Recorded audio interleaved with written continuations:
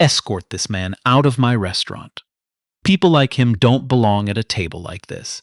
Get him out before he embarrasses us further. Ma'am, I only came in to use the washroom. The hostess said it was fine. The washroom? She looked him up and down the way people look at something they've stepped in. You tracked mud across my floor.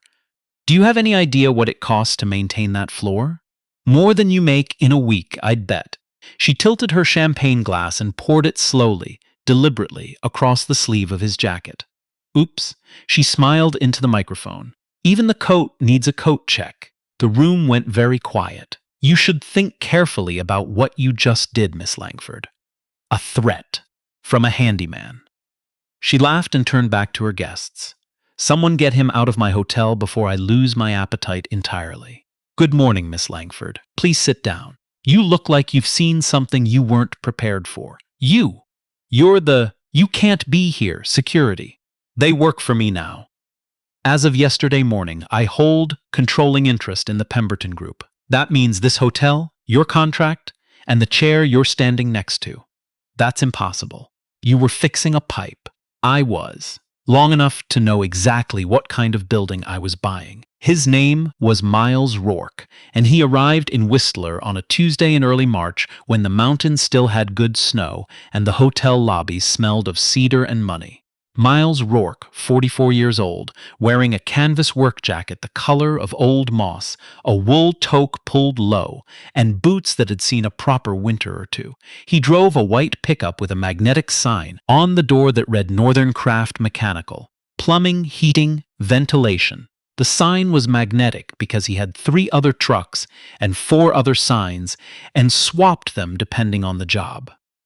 He'd learned early that people trust a truck that looks like it belongs. The Pemberton Grand sat at the edge of the village like something that had always been there and intended to stay. 12 stories of timber and glass, a roofline that curved like a wave about to break, terraces at every floor catching the afternoon light. It had won awards in architectural magazines and lost money for the better part of 3 years before the Langford family bought it at a price that made their accountant clear his throat twice. Candace Langford had been running it for 2 years. She had her father's eye for aesthetics and her mother's appetite for attention, and she had turned the hotel into the kind of place that attracted the right names, the right cameras, and the right charity events on the right weekends. She was 38 and had her picture taken often and on purpose, and she understood that image was infrastructure. You built it the same way, carefully, expensively, and always thinking about how it looked from the outside. Miles came in through the service entrance on the east side, the way tradespeople always do. The concierge had buzzed him up without looking at him. 3rd floor, mechanical room, the boiler relays throwing a fault code. Probably the pressure sensor again. He knew what it was before he opened the panel. These systems talked if you listened. The Pemberton had an older Viessmann unit that had been patched instead of maintained, and he'd seen the service logs when he'd requested them 3 weeks ago under a name nobody here would recognize. Meridian Northern Consulting.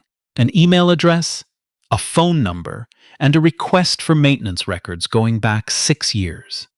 The building manager had sent everything in a single PDF without a second thought. People in buildings like this rarely asked who was asking. He worked through the morning in the mechanical room. The fault was what he'd expected, plus a secondary issue with the glycol mix in the heating loop that nobody had flagged because it hadn't failed yet. He documented both, fixed the relay, adjusted the mix, and wrote it up in his own handwriting in a small red notebook he kept in his breast pocket. He had been doing this in buildings across British Columbia for 9 months. Not fixing things, observing them. The fix was just how he got in the door. His phone buzzed once at 11. He looked at it in the dim light of the mechanical room. The Trellis Group confirmed this morning. Their shares transfer on Friday. He typed back, "How many does that give us?" 54%. And the Langford block still held by the family trust. But the trust votes with the board, and the board will follow the money. As of Friday, the money follows you. He put the phone away, picked up his notebook, and climbed the stairs to find the building manager and sign off on the work order. The building manager, a tired man named Gerald, met him on the second floor and shook his hand without much ceremony. "You find anything else while you were down there? Your glycol concentration is low in the secondary loop. Probably been that way for a season. I've corrected it for now, but you'll want a full flush before next winter." Gerald wrote it down and sighed the way men sigh when they're adding things to a list that was already too long. Miles recognized the sigh. He'd heard it in a lot of buildings. It was the sound of someone doing their best inside a system that wasn't designed to make their best easy. He'd eaten his lunch in his truck before going back in for the afternoon. A thermos of dark coffee his wife had made that morning, 2 ham sandwiches in wax paper, and a small photograph tucked into the visor. His father, Thomas Rourke, in blue coveralls, standing outside a building in downtown Vancouver, 1987. The Rourke Mechanical Company vehicle behind him, and a grin on his face that said he had no idea how any of this was going to go and wasn't particularly worried about it. Thomas Rourke had started with a single van and a list of residential clients, and had built Rourke Mechanical into the largest private HVAC contracting firm in Western Canada before Miles was 30. He'd run it with the kind of steadiness that people who'd known hardship learn. Not loudly, not with a great show of authority, just consistently, one day at a time, until the thing was too solid to ignore. Thomas died of a stroke in November 3 years ago. Miles sold the company 14 months later for a number that made his own accountant go quiet for a moment before she said, "Very careful, Miles. This is going to change some things." She was right, but it hadn't changed what he looked like when he walked into a lobby in work boots. It hadn't changed the way people talked to him, or past him, or through him, as though he were furniture that happened to be in the way. He was starting to find that useful. The Pemberton's annual charity gala was held on the second Saturday of March, a tradition Candace Langford had inherited from the previous owners and expanded considerably. She called it the Summit Circle Gala. $1,000 a plate, 300 guests, the ballroom done in white and gold, and a live auction that raised money for an avalanche rescue foundation that most of the guests had never thought about on any other night of the year. Miles had put his name on the maintenance call list for Saturday evening. Extra hands for setup. The building manager had looked at him briefly and asked if he'd done event support before. Once or twice, Miles had said. That was accurate. He'd supported about 40 events at this point, in hotels and convention centers from Kelowna to Prince George, wearing whatever jacket was appropriate for the job, listening to the machinery of a building while the party ran above it. You learned a great deal about a place from where the service staff took their breaks, and what they talked about when they thought no one was listening. Saturday arrived cold and clear. The mountain behind the hotel caught the last of the sunset and held it for a long time. Miles worked the service hallway, moving equipment, helping a young server named Petra Hansen steady a tray of glasses she was struggling to balance on the service stairs. She was 21, studying hospitality management, working the gala for her 3rd year in a row. "You're the mechanical guy," she said. "Gerald mentioned you." Miles smiled. That's one way to put it. She laughed and managed the stairs. He'd noticed her earlier. She worked fast. She apologized reflexively, and she kept going even when things got hard, which at a gala of this size they did regularly and without warning. At 8 o'clock, Candace Langford took the stage.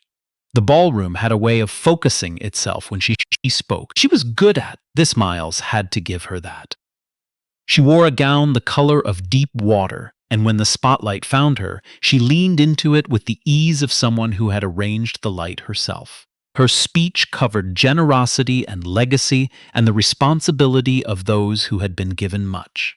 She mentioned her late mother 3 times. She used the word community 9 times. Miles counted from the back hallway where he was breaking down an empty equipment crate because he had started counting things like this.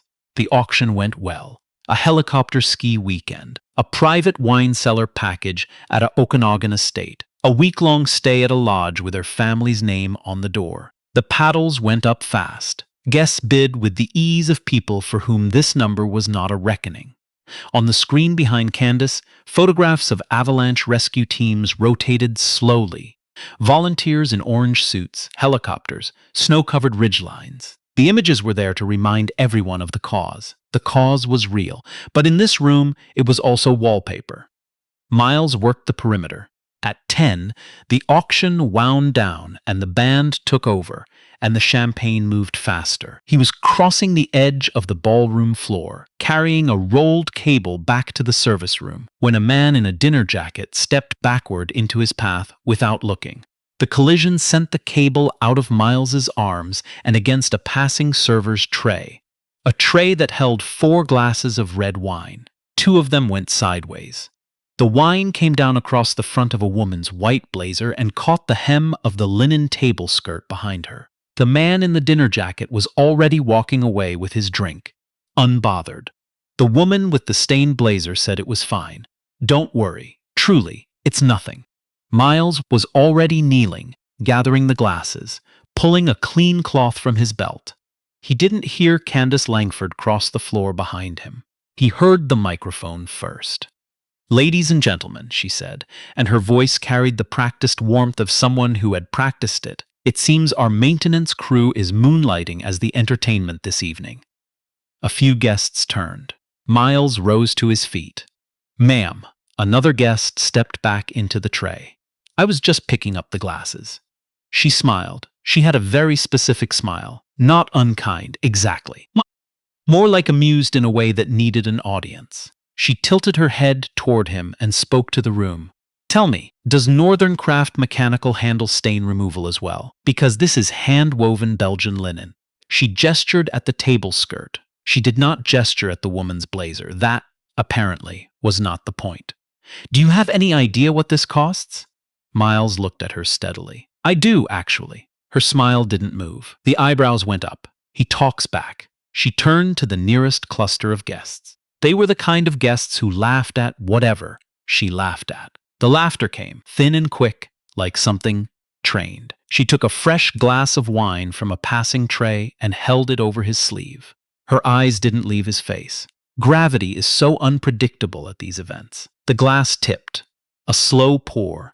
Crimson across the shoulder of his canvas jacket and down his forearm, pooling at his wrist. Nobody laughed this time. In the doorway to the service hall, Petra Hansen had stopped walking. Her phone was in her apron pocket, and she was not moving at all. Candace set the empty glass on a tray with the careful precision of someone performing for an audience they believed was entirely on their side.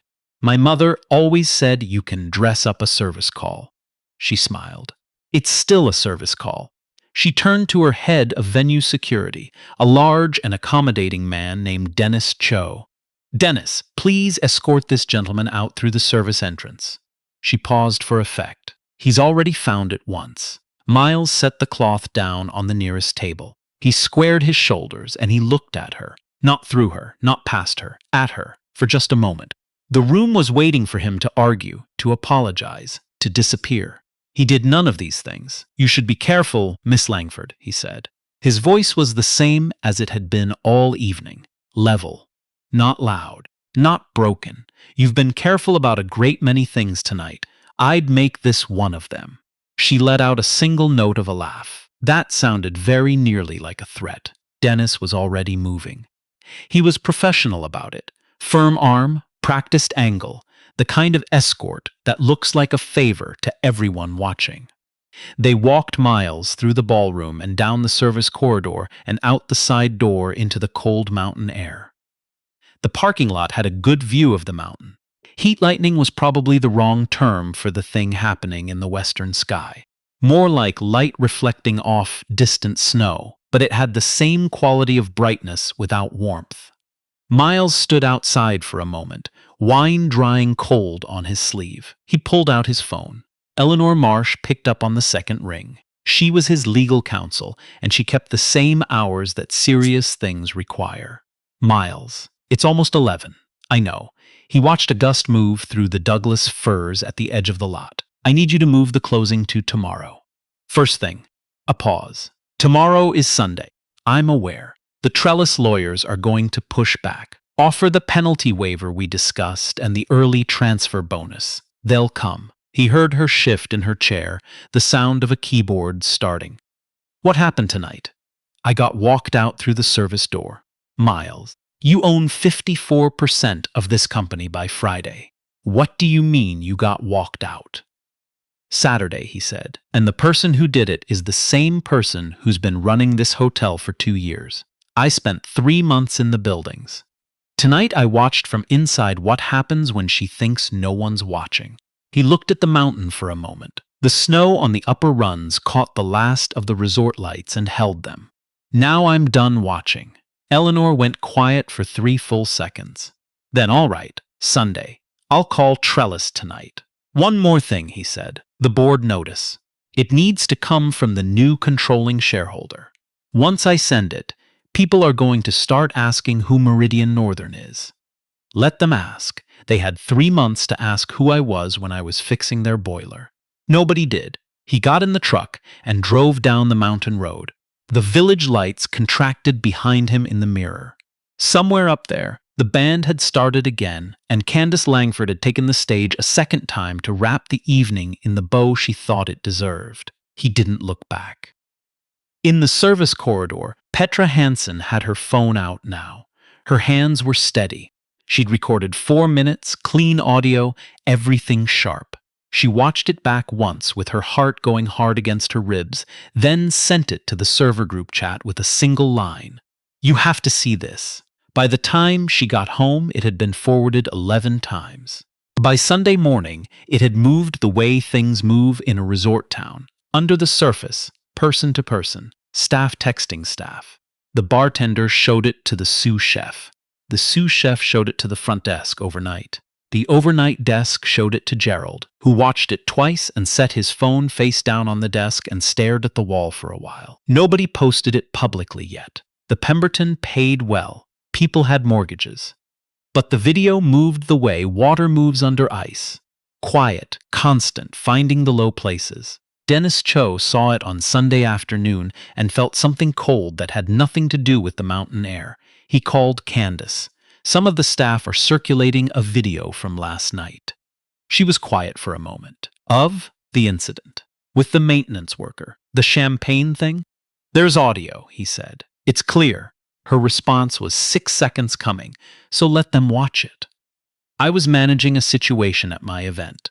Nobody's going to side with the repairman over the general manager of this hotel. Dennis read the message twice. He poured himself a coffee and did not drink it. Sunday morning, in a law office above a bakery in downtown Vancouver. Miles Rourke signed his name 37 times. The Trellis Group's lawyers had come in at 8 sharp, professionally unhappy about the timeline, and professionally satisfied by the penalty waiver. The last signature went down at 9:10. Eleanor Marsh capped her pen and looked at him across the table. 54%, she said. As of this moment, you are the controlling shareholder of the Pemberton Group.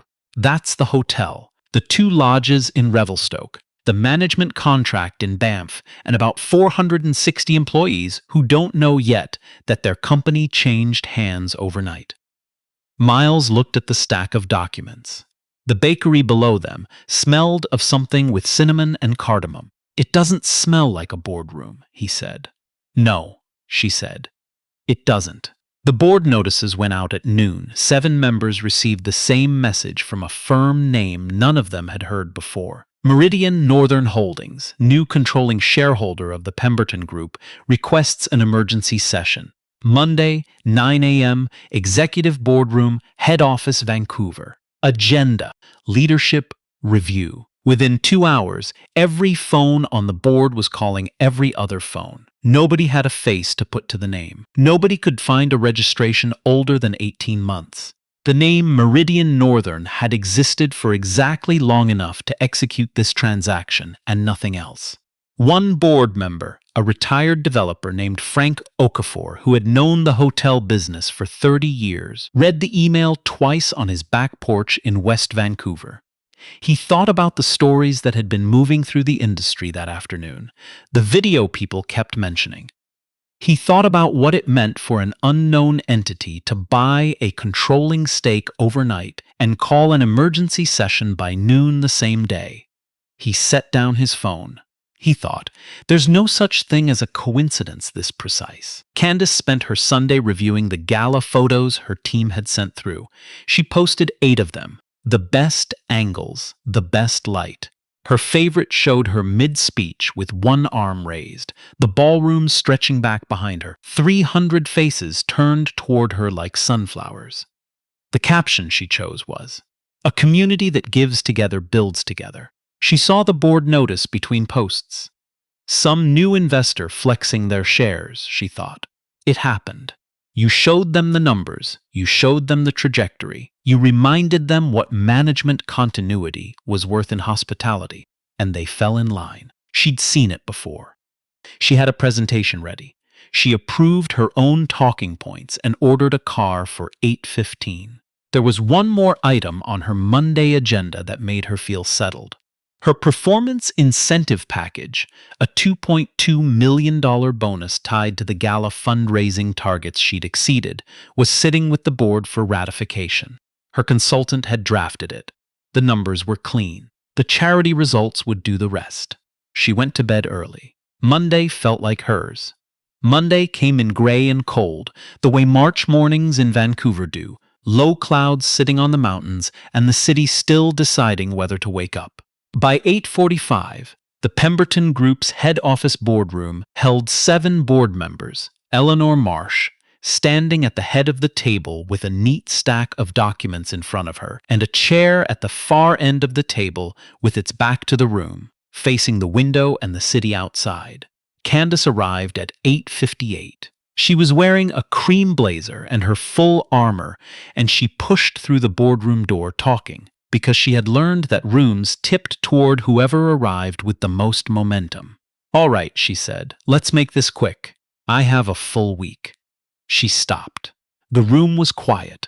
7 faces around the table, and not one of them was giving her what she expected.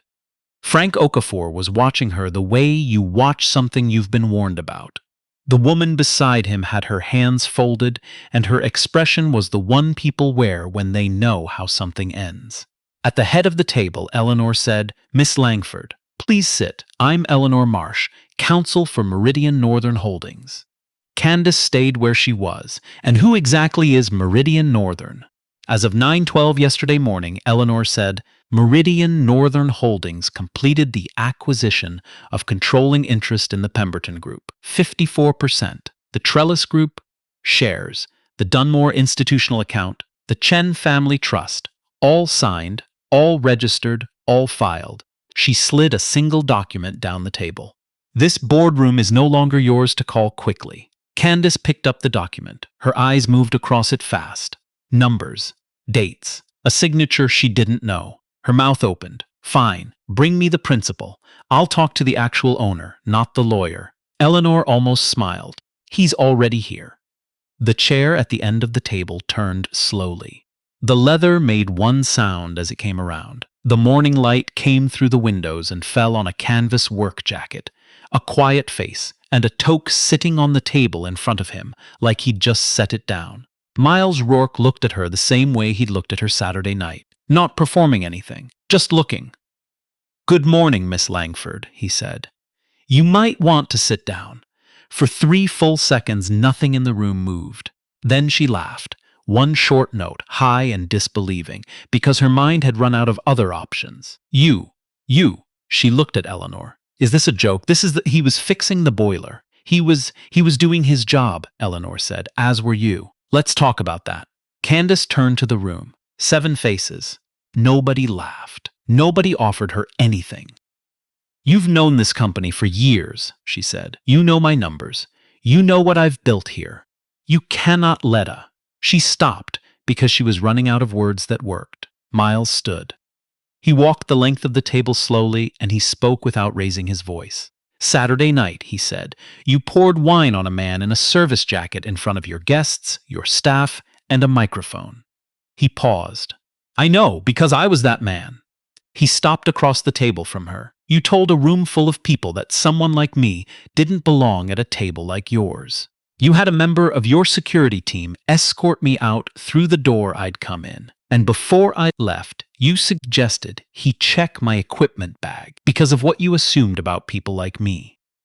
He set a small notebook on the table in front of him. His father's handwriting was visible on the first page, a name and an address, 1987. My father started Rourke Mechanical in a rented garage in East Vancouver. He ran it for 26 years. He fixed the heating systems in half the buildings in this city, and nobody at those buildings ever learned his name, because nobody thought to ask. Miles looked at her. I sold that company 3 years ago. Then I spent 9 months in buildings from Kelowna to Whistler, in work boots and a jacket with a magnetic sign on the door, watching what happens to the people who keep buildings running when management thinks the lights are off.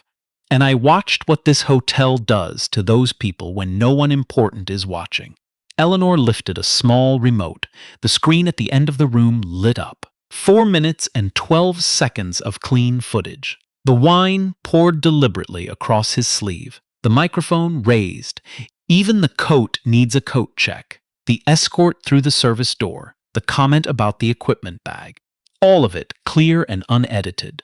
The room watched in silence. One board member looked at the table halfway through and did not look back up.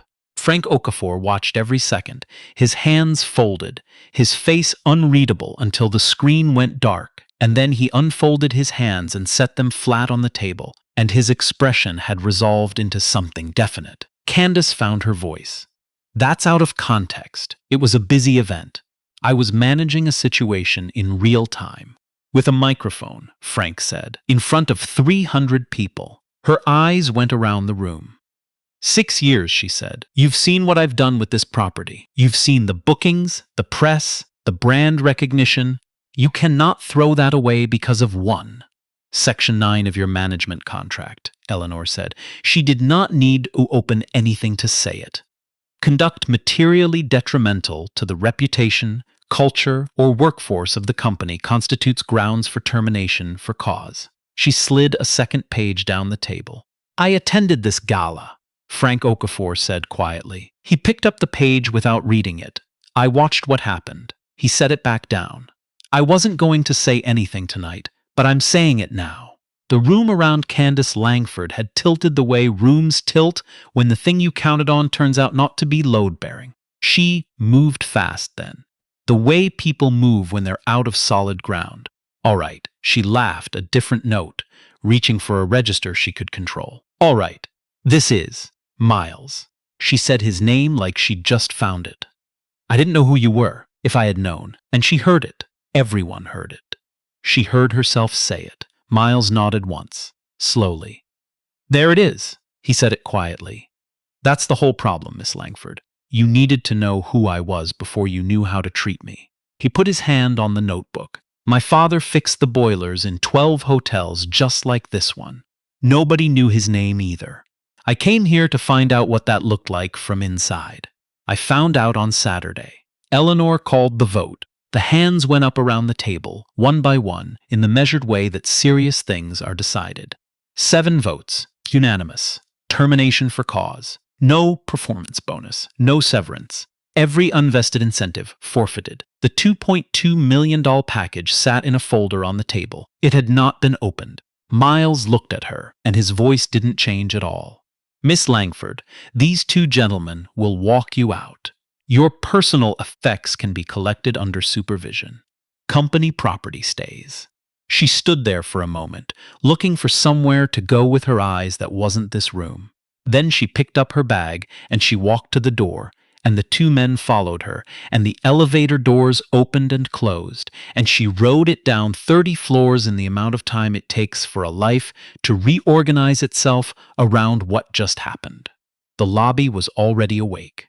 Front desk, concierge, 2 maintenance staff near the east entrance. Word had moved through the building the way it always does in companies, from the bottom up, fast. Nobody said anything as she crossed the lobby. Nobody needed to. She walked the full length of the marble floor and pushed through the revolving doors into a gray Vancouver morning that had nothing for her in it. Upstairs, the boardroom exhaled. Frank Okafor shook Miles's hand and held it a moment. "Your father," he said. "Thomas Rourke. I knew his company. I didn't know him, but I knew his work. It was always the same. You'd open a panel, and everything was done right, even when nobody was checking." Miles was quiet for a moment. That's the most accurate thing anyone's ever said about him. The video went public on Tuesday. A local news station ran 90 seconds of it, with some faces blurred. By Wednesday morning, the full clip was on every platform that mattered. By Wednesday night, the 4-minute recording had been watched 2 million times in Canada alone and another 4 million elsewhere. What people shared most was not the wine being poured. It was the moment she said, "He talks back." Those 2 words said everything she hadn't meant to say. By Thursday, the national morning programs had it. A hospitality industry association released a statement. 3 corporate sponsors of the Summit Circle Gala issued regrets in identical language, which meant they'd all called the same communications firm that morning. The Avalanche Rescue Foundation, the actual beneficiary of the gala, put out a quiet and dignified statement, saying they were grateful for the community's support and were reviewing their partnership agreements. They did not mention Candace Langford by name. They didn't need to.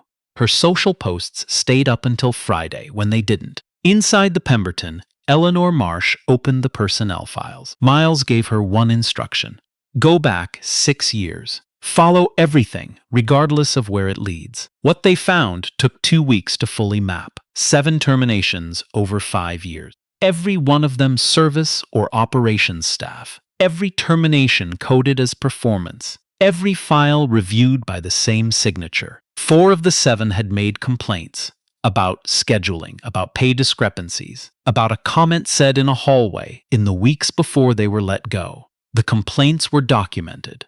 The responses were not.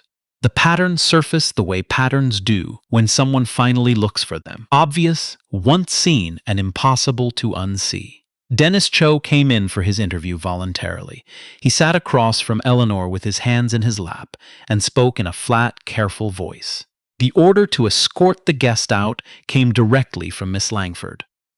The comment about the equipment bag came through my earpiece while we were walking. There had been other instructions over the years. He listed several. A specific employee he'd been asked to document. A staff member he'd been told to watch. He said each thing the way men say things when they've decided that a softer landing is worth the full truth. It never reached a hearing. 7 months after the gala, Candace Langford settled. The terms included a public statement, written and delivered on camera. Personal restitution to the 7 former employees. Repayment of the 3 years of gala proceeds that had been directed to the foundation, but never reached their stated purpose. The auditors found $640,000 in event costs, consulting fees, and 1 invoice for it, for a private lodge rental, coded as staff training, and a consent agreement that barred her from serving as a director or officer of any hospitality company for 8 years. Her lawyers called it a practical resolution. The apology aired on a Tuesday. She sat at a plain table in a plain room and read from a page that her lawyers had approved and that she had, everyone suspected, written 1 line of herself. She said, "I treated a man as less than human because of his jacket and what I assumed it meant. No amount of stress or champagne or event management pressure excuses what I did. I understood power. I did not understand what I was doing with it." Nobody doubted she'd written that last part. There was no criminal charge. There didn't need to be. What Candace Langford lost was the only thing that had ever made her feel real. The room. Every room. The invitations stopped. The profiles stopped. The cameras pointed at something else. She moved somewhere quieter, where she was simply a person in a line like anyone else, which had always been true and which she had spent a great deal of effort avoiding. Inside the Pemberton, something loosened. The 7 former employees received more than settlements. 4 of them came back if they wanted to. One of them, a front desk supervisor named James Tran, who'd been terminated 10 days after filing a pay discrepancy complaint, came back as department head. He stood in the lobby on his first day back and looked at the floor for a long moment, and then he went to work. Petra Hansen received a phone call from Eleanor Marsh in April. Her footage had been licensed by the networks. The licensing fee was hers. The number was larger than a full year of catering shifts. Attached to it was a note, handwritten on heavy paper. You kept the camera still when experienced adults kept their eyes down. The Pemberton Group would like to help with your tuition if you'll let us. Petra read it twice, then sat on the edge of her bed and cried for a while, which is the appropriate response to good things happening after hard things. The hotel changed quietly and without announcement. Wages for service and maintenance staff went up 18%. A maintenance review process was established. Anyone who found a problem could file it without their name attached, and every filing had to be answered within 7 business days. Miles had put that one in himself because he'd read the old service logs and he knew what happened when the people closest to the problems had no way to say so. Every month, 1 seat at the leadership table was held for a frontline employee. Not to listen, to report. The head of housekeeping came in March and told the board that the service elevator was slower than it had been for 2 years, and that the repair request had been submitted 4 times. The elevator was fixed in 11 days. Nobody made a speech about it. The stock, for those who followed such things, was up 17% by year end. In the fall, the company held a small gathering in the lobby of the Pemberton Grand in Whistler. A modest thing. Some staff, some board members, Frank Okafor, Gerald the building manager who had stopped sighing quite so heavily in recent months. A plaque was unveiled on the east wall near the service entrance. The Thomas Rourke Trades Bursary. Full training support every year for children of service workers. Housekeeping, maintenance, kitchen, grounds. The first cohort had 9 names. The first name read aloud was Petra Hansen. She stood at the small podium in her hospitality management blazer and looked at her notes and then looked up. You told me you only fix the things that matter, she said to Miles. But you fixed things nobody else was even looking at. It wasn't much of a speech. The lobby applauded like it was.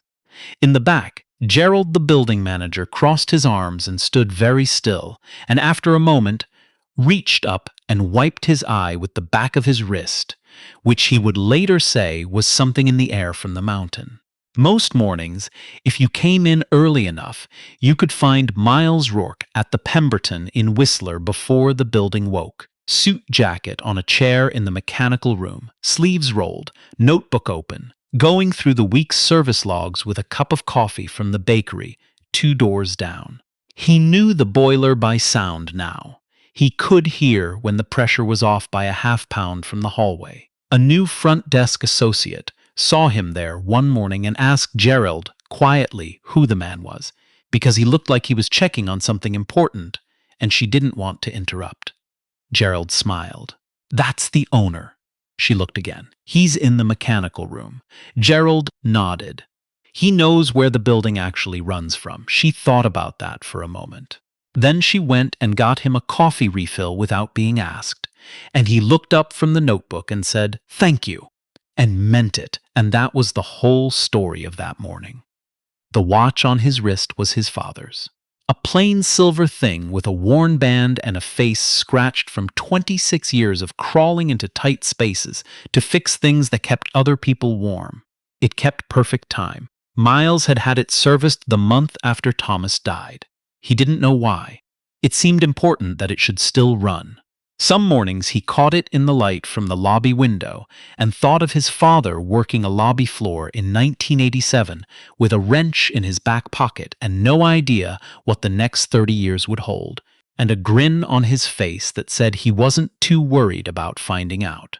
Worth doesn't live in the jacket. It never did. I've told this story because tonight, Somewhere in this country, there is someone in a uniform being talked through, or past, or down to, by someone who has decided that the jacket tells them everything they need to know.